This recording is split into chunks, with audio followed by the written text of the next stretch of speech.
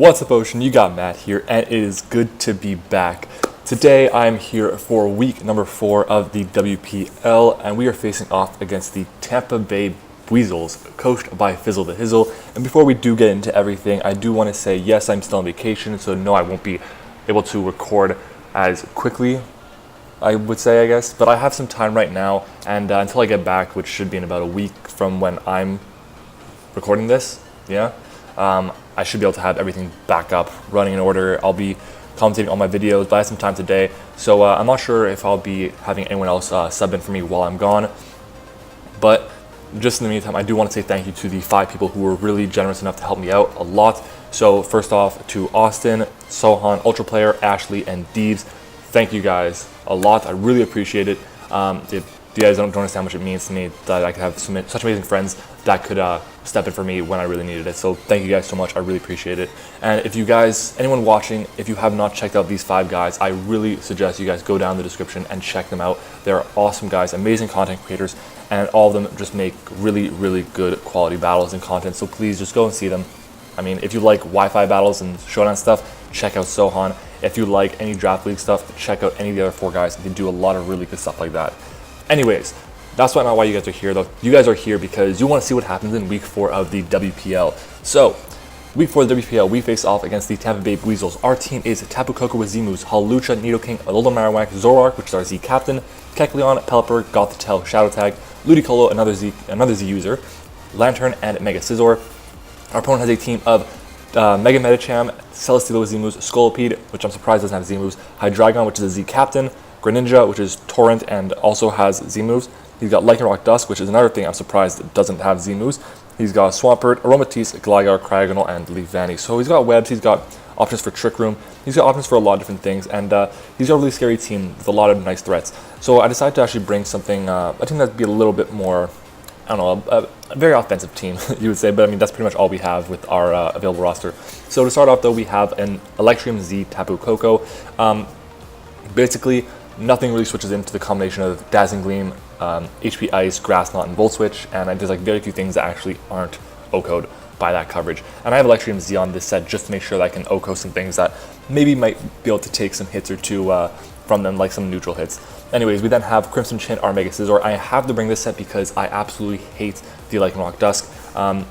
Bullet Punch is obviously going to do enough to OHKO that thing, while the Accelerock won't do enough to OHKO us, which is kind of useful.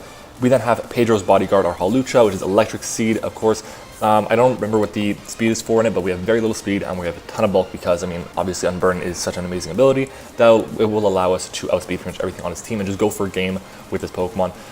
Gligar is an amazing check to Hawlucha. If you're ever worried about being Hawlucha weak in your draft, just pick up Gligar or pick up like Silvally Electric, because those Pokemon honestly do an amazing job of covering what is this thing called Hawlucha wants to do.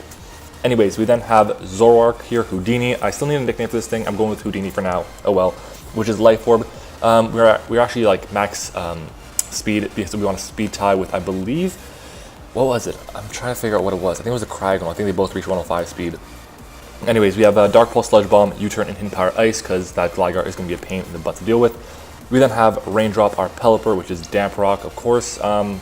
This week, we're not running U-Turn, which kind of sucks. I always wish I could run the same 5 moves on Pelipper every week, being Defog, Hurricane, Roost, Scald, and U-Turn, and potentially a 6th in Toxic. That's pretty much the 6 moves you're really going to run on a Pelipper every single week. There's not really much need. You could run Ice Beam if there's like a Pokemon that has 4 times weakness to Ice, but in the rain, you're going to be doing, I think, just as much anyways, if not more. So, yeah. We then finally have Drop Top, our Ludicolo, which is Life Orb as well. We have Swift Sim, obviously. We have Hydro Pump, Surf, Giga Drain, Ice Beam. Surf is there just in case we can't miss a Hydro Pump. And yeah, so anyways, without further ado, guys, let's get into the battle. But before we do, just make sure you let me know who is your favorite Scarfer. Like your favorite Scarfer. I put that in the 2 colons there for Scarf Lantern. But yeah, just let me know who's your favorite Scarfer in the Leaf format. Anyways, let's get started off. So I'm going to start off, I'm going to lead with my Scizor, but this isn't my Scizor. This is actually my Zoroark, and I wish I had Hidden Power Grass, or I wish I had Grass Knot or something. But that's okay, I'm going to go for the Dark Pulse here, and we actually do a ton of damage to that Swampert, and we do get the flinch, which is very useful, because now he's going to want to set up rocks.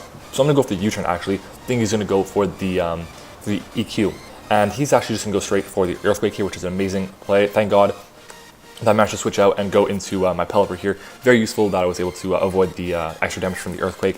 And I go for the Scald now, and unfortunately we don't get the burn, which really, sorry, not the burn. Unfortunately we don't get the KO. The burn does take him out though, which is kind of important. But now our opponent has Rocks up. We do have Defog on this Pelipper, but I gotta be very careful with the way I play around it because the Medicam, the Greninja, and the Lycanroc can all destroy it, as well as the Hydreigon, of course, that you see on your screen. So now he's going to go, I believe, for the Draco Meteor here. That's my prediction, either that or an Electric Tape move. So I'm going to go and switch out into my Scizor here. So Scizor comes out, and he's going to go for the Draco Meteor here, and that does a ton of damage. And I was actually calculating this. I'm pretty sure he was Specs Hydreigon. So he's going to go into his Gligar here. I'm going to go for the Roost, just get back some health, and I'm going to go for the Knockoff. I'm packing the Knockoff on this thing just because I need to get rid of the Eviolite on this Gligar. I know how much of a pain it's going to be to my endgame, which is getting rid of the Hawlucha.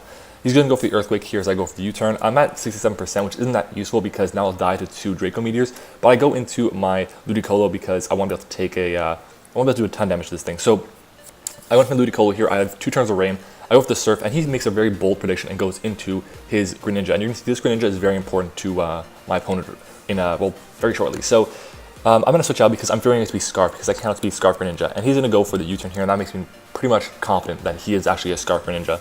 He brings in his Hydreigon here, and now that we're out of the rain, I have to go into my Pelipper, set it back up, potentially go for a Fire move, but he goes to the Dark Pulse, and that is going to obliterate us, and this is why I'm like, yeah, he's definitely Specs.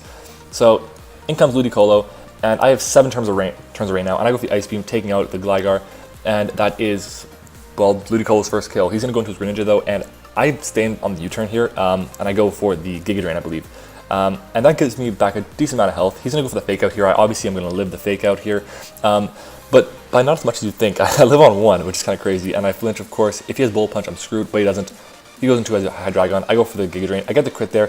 Now, during the game, he was saying that it mattered because I wouldn't have gotten back enough health to live the next Life Orb hit. Well, live that current Life Orb hit, but that's not true. My min roll for it would have done, given me back like 9.5%, so I would have had enough for sure to get back, or no, it was like 11.5% on Hydreigon. So I gained back enough. I just now have a little bit more, but I have to go for the Ice Beam now anyways to be able to take out the Hydreigon. So I'm going to go for that Ice Beam here, and we do finish that thing off. It is such a huge threat, and Ludicolo may have only gotten 2 kills. The Rain may have only gotten 2 kills for us, but there were 2 very important kills. In comes his Greninja, and he's going to be able to go for whatever he wants to go for. I'm going to go for the Bullet Punch to try and take it down. I was hoping he missed the Hydro Pump, but he didn't, and I can now go into my Hawlucha here. Now, this isn't really my Hawlucha. I'm going to pause it. That's not my Hawlucha. This is actually my Zoroark. Now, my Zoroark had taken a couple turns of damage because of Life Orb, and he's going to switch out, be afraid of it, and go into his, what is this thing called?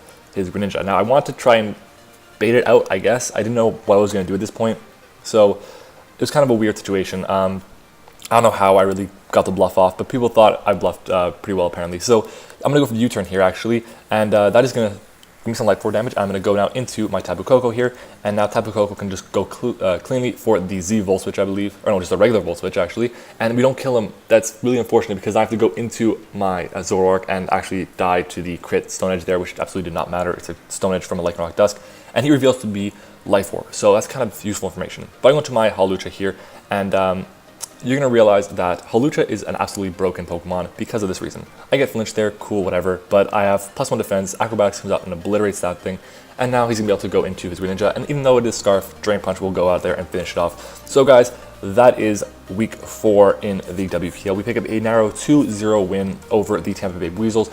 Now, I will say though, this felt like a much closer game than it actually was. Potentially, had he not been flinched on the Swampert turn 1, he could have gotten his Rocks up earlier, done extra damage to my Pelipper, and then potentially just gone in for a lot more damage, maybe with a Toxic or something. I don't know. He could have done some things, but I wasn't able to get the defog off like I really wanted to. I think my plan was I wanted to make sure I could just defog away the Rocks. If I hadn't gotten the burn on that last turn, I definitely would have gone for defog and spammed that until he switched out or something. I believe I have more defogs than he has Rocks. I could be wrong though, so I don't know.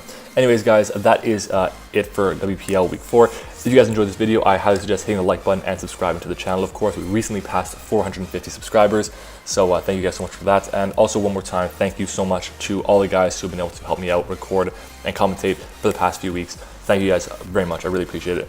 Anyways, guys, thank you so much for watching, and I will see you all next time.